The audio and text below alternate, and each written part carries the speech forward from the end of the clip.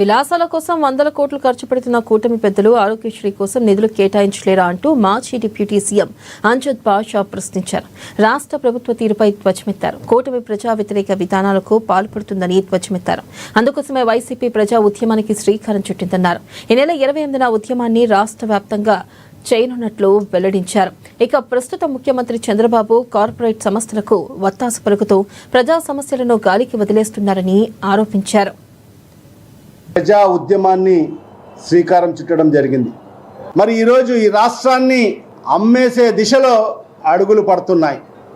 ప్రజల యొక్క ఆస్తులను అమ్మేదాని కోసం మరి ఈ ప్రభుత్వం అడుగులు ముందుకేస్తుంది. దాన్ని ఇవాళ వైఎస్ఆర్ కాంగ్రెస్ పార్టీ పూర్తిగా వ్యతిరేకిస్తుంది. రాష్ట్రంలో టూరిజంని మరి ఈరోజు అమ్మకానికి పెట్టడం జరిగింది. ఓర్సా లాంటి కంపెనీలకు ఈరోజు రూపాయికే 99 పైసలకే ఎకరా అమ్మే పరిస్థితి ఈరోజు ఈ రాష్ట్రంలో ఉంది. ఎలాంటి ఉపయోగం లేని ఈ రాష్ట్రంలో నిరుద్యోగులకు ఎలాంటి ఉపయోగం లేని కంపెనీలకు, ఫర్ ఎగ్జాంపుల్ మనం చూసుకుంటే లూలు లాంటి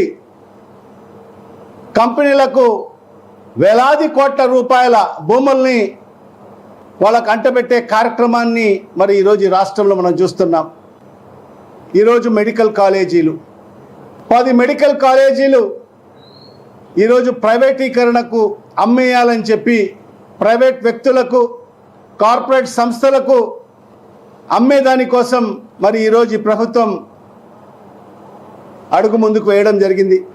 మెడికల్ విద్యను డెవలప్ చేయాలి అనే ఒక మంచి ఆలోచనతో ఏదైతే కొత్తగా ఏర్పాటు చేసిన జిల్లాలలో ప్రతి జిల్లా హెడ్ క్వార్టర్లో ఒక మెడికల్ కాలేజ్ ఉండాలి, దానికి ఒక టీచింగ్ హాస్పిటల్ ఉండాలి అని చెప్పి భావించి 17 మెడికల్ కాలేజీలు మరి కేంద్రం వద్ద శాంక్షన్ తీసుకొచ్చిన ఘనత ఒక జగన్మోహన్ రెడ్డి గారికి దక్కుతుంది.